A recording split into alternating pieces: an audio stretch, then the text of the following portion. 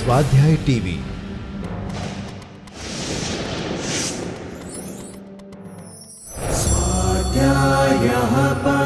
Doctor Baba Saheb Ambedkar open university.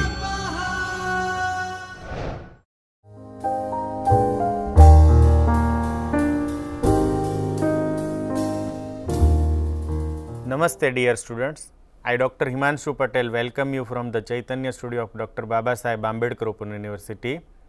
We are in lecture series on mobile application development in Android. In last session we have learned how to define printable drawables as XML resource file, how to use shape drawable class to display various types of shapes using image view programmatically, and how to provide border color, fill color and style to shape. In today's session, we will discuss how to apply animation to your user interface element. Today's topic is how to add animation to your user interface and how to perform basic animations through XML animation resource. So, today we learn about XML resource for defining animation. You can also create animation using code, but in today's session we are confine our study to XML animation only. Now, why we need animation? Animations is especially useful when the screen changes state, such as when content loads or new action become available. Animation can also add a polished look to your application, which gives your application a higher quality feel. That means, you can create professional look and feel for your application using animation. So, that is why we must know how to create animation, how to define animation first.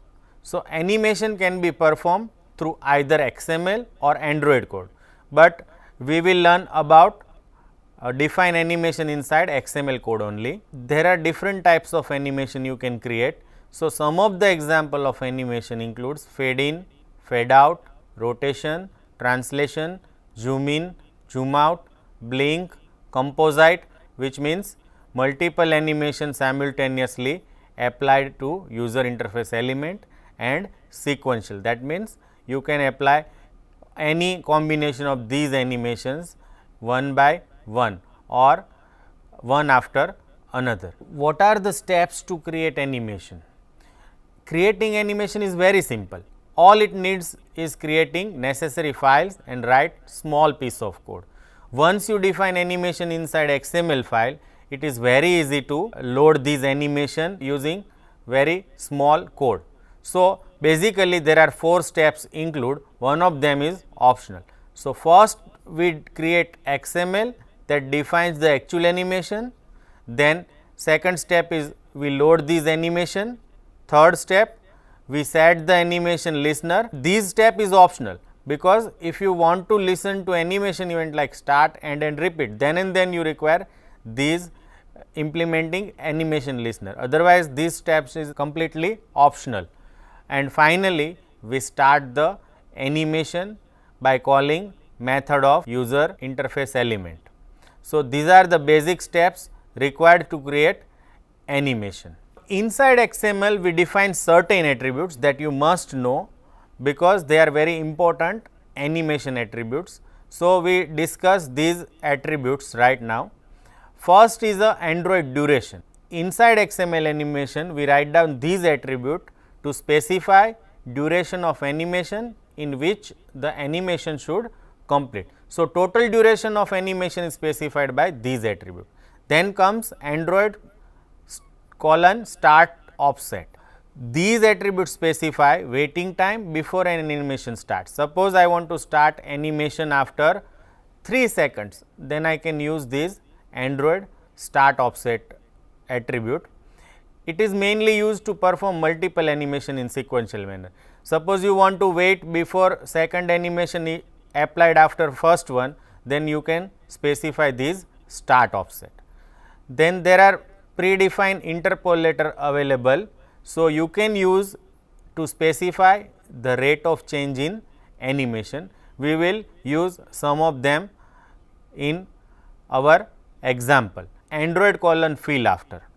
Now, this defines whether to apply the animation transformation after the animation completes or not.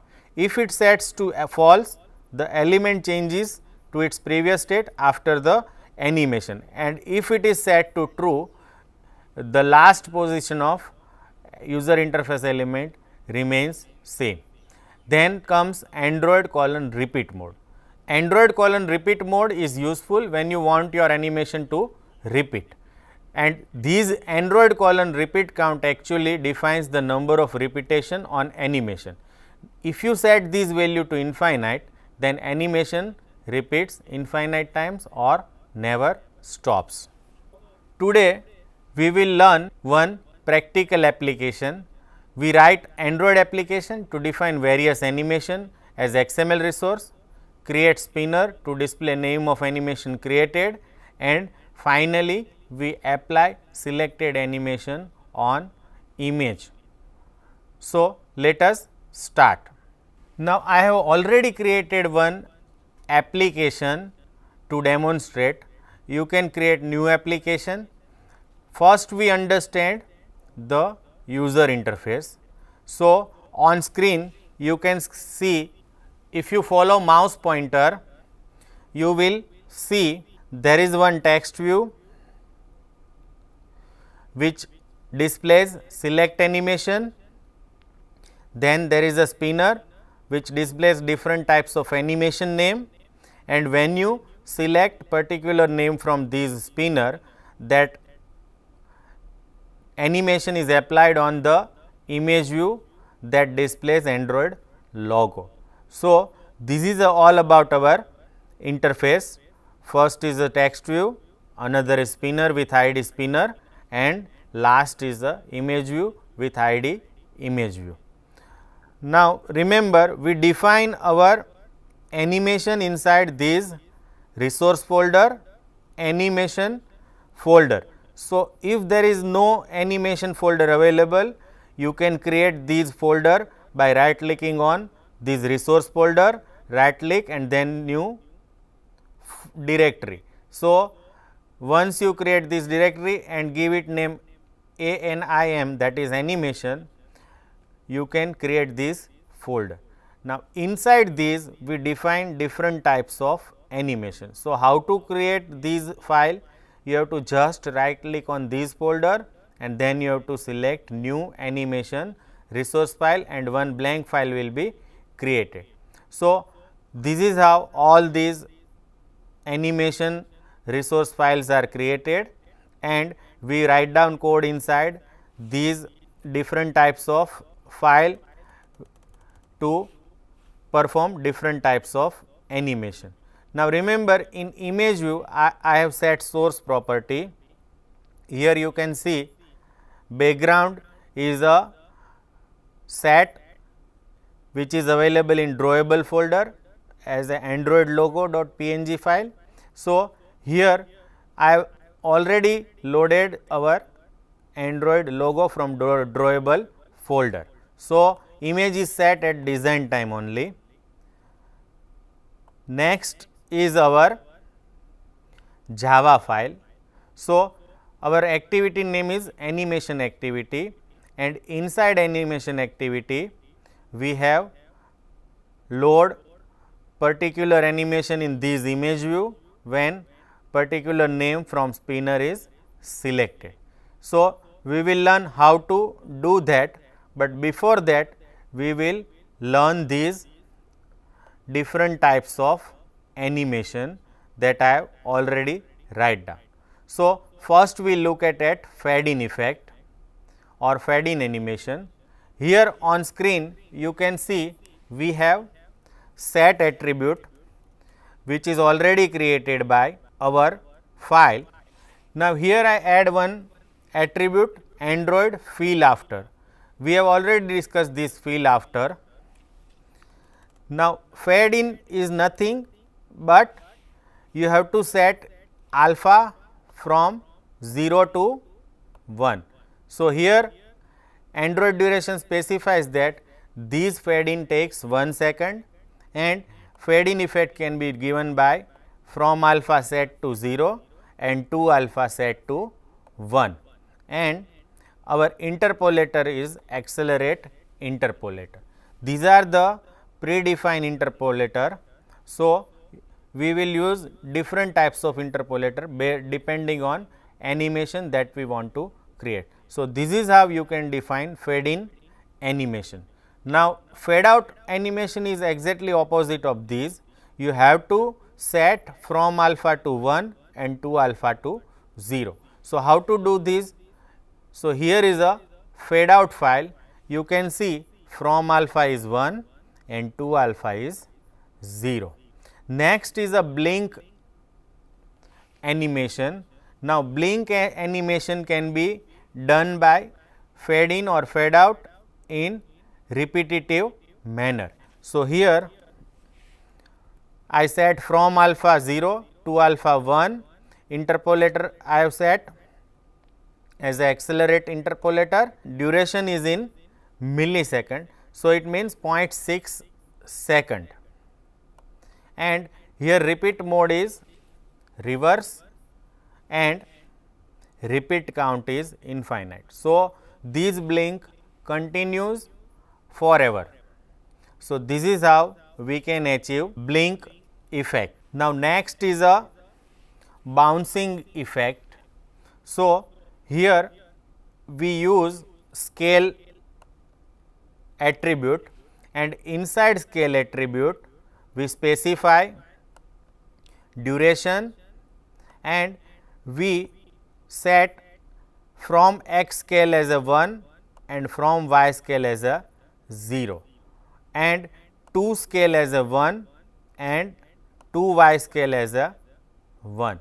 So, what will happen is y scale is changed from 0 to 1. So, how it will look like we will see in code, but this is how you can apply bouncing animation. Then comes rotation. So, here is a rotation. For rotation we can use rotate attribute, and you can rotate your object from 0 to 360 degree. So, 0 to 360 degree is a full swing. So, I specify from degree as a 0, 2 degree as a 360. Now, these pivot x and pivot y specify our reference point. In our case, it is a center of our image view. So, it is a set to 50%, which means center of the image view. Now, duration is a 600, repeat mode is restart and repeat count is infinite. So, the object is continuously rotated from 0 to 360 degree with respect to center point of image view. And remember, here I use interpolator as a Android cycle interpolator. For rotation generally we use cycle interpolator. So, this is how you can achieve rotation or rotate. Next is a translation. Translation means moving object from one place to another. So, here I use translate tag to specify translation. So, here x from x is 0 and 2x is a 75%. So, and duration is 800 in millisecond. So, our object will move from 0 to 75% of its width. Next is a zoom in. So, here I use scale and duration is 1 second. Now, these from scale x scale and from y scale specifies where to start. So, I specify 1, which means original size, and 2 scale is a 3, it means its size 3 times at the end of animation, and these pivot x and pivot y again specifies center of image view. So, our object is zoomed to original size to 3 times larger with respect to center of our image view. Now, zoom out is exactly opposite of zoom in. So, here from scale is larger and 2 scale is smaller, which means our object is reduced to half of its size with respect to center and duration is 1 second. So, this is how we can achieve zoom in and zoom out effect. Now, you can also use these one or more animation in sequential manner or composite manner. So, how to do that? Let us look at it. Sequential animation. So, here on screen you can see the very first is a translation, then again translation, third is also translation, fourth is also translation, and finally we rotate these object as I explained earlier. Now, what you have to remember is here we specify duration. So, duration for first animation is 800 millisecond and its start offset is 300. So, these start offset means our animation starts after 300 millisecond and runs for 800 millisecond.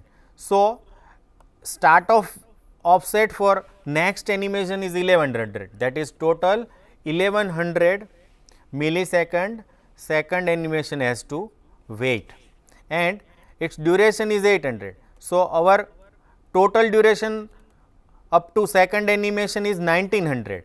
So, start offset for third animation is 1900 and its duration is 800. So, for next animation our start offset is 1900 plus 800. So, it is a 2700 and so on. Here our duration is 800. So, 2700 plus 800 means 3500. So, here I specify start offset. So, after finishing all previous animation it will wait for 300 millisecond and then rotation runs for 1 second. So, this is how you can apply animation one after another. Only you have to do is specify start offset, which is a cumulative duration for all previous animation. Now, suppose you want to apply multiple animation at a time, then you can use composite animation. So, here first is a scale animation, that means zoom in animation, and next is a rotation animation and duration of first animation is 4 second and duration of second animation is a half second, and here we do not specify start offset. So, immediately after scale rotation will immediately starts. So, we can have mix effect of scale and rotation for our object. So, this kind of animation is called composite animation. We have not specified start offset. So, both animation will start simultaneously and resulting effect will be displayed on screen. Now, next part is how to load this animation for our image view. So, we go to animation activity.java file. Here we starts from this image view. Now, these image view represent our image view at design time. Then you have to create one animation object to load animation. Then you have to create one spinner which represent spinner at design time, and finally, we specify array of string that represent animation name. So, first name is blink, second is bouncing, then fade in, fade out, rotation, translation, zoom in, zoom out, sequential and composite. So, it just displays name of these animation that we want to apply to our image view. So, as usual we write down code inside on create. So, these two lines will get references of our image view and spinner inside IV and spinner. So, inside IV we take reference of image view at design time, and inside spinner we take reference of spinner at design time. Next line specifies how to display name of animation inside spinner. So, for that we have used set adapter method, and inside set adapter we create instance of array adapter, and we specify 3 arguments. First is a context, second is a layout, and last is a array of string from where we want to fetch name inside spinner as a item. So, these line will actually fetch these animation array inside spinner. We here apply set on item selected listener, because we want to perform animation when user select one of the item from animation. So, here we have implement set on item selected listener, and these on item selected method position indicates item at particular position is selected. So, here I write down switch case, based on position we will apply animation. So, if you look at these array, our first animation is a blink animation. So, in case 0 I have created animation object by calling static method load animation of animation utils class. These animation utils class has a method static called load animation, and inside these you have to specify 2 argument. First is a context and second is a animation that represent XML resource. Now, this blink.xml file is available inside our animation folder. So, its ID is r.anim.blink. Likewise, you can specify any animation which is defined inside this animation folder. So, this is how we can create instance of animation that represent animation defined as a XML resource.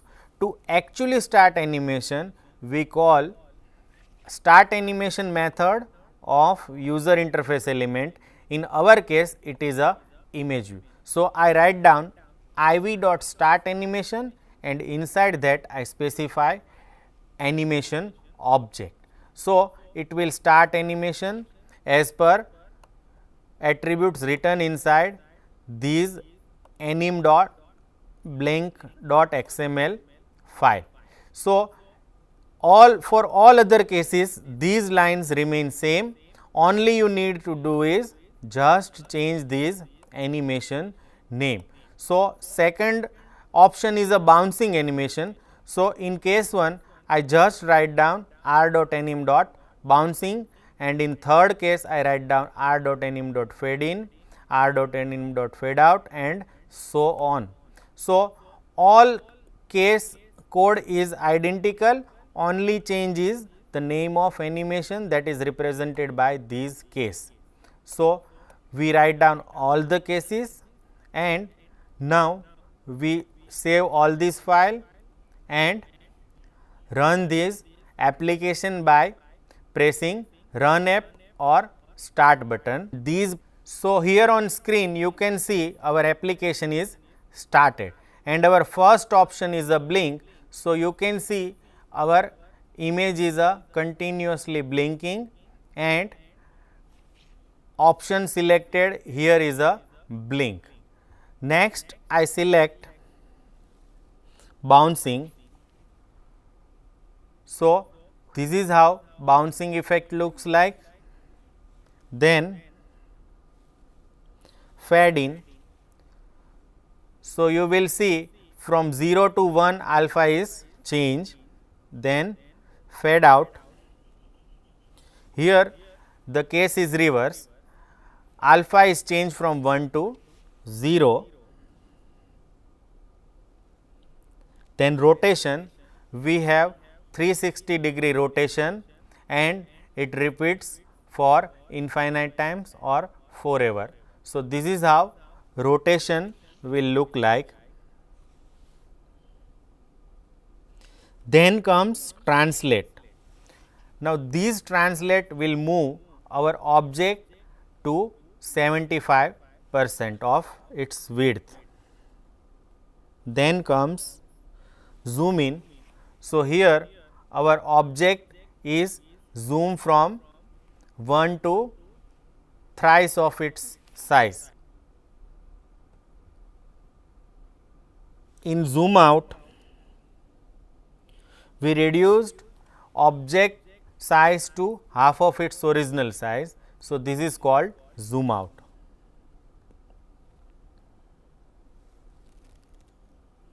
Then we have sequential. So, this is first, second translation, third translation and finally rotation.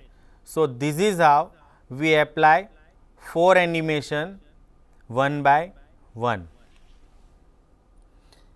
Next is a composite animation, where we together implement scale and rotation. So, here I am selecting composite. So, here you can see object is rotated as well as its zoom out also. So, this is how you can implement composite animation. So, today we have learned how to create animation as a XML resource and how to load these animation in user interface element. We have also discussed many types of animation such as fade in, fade out, zoom in, zoom out, blink, scale, translate, rotation, etc. So, I hope you enjoy this session. Thank you and happy learning.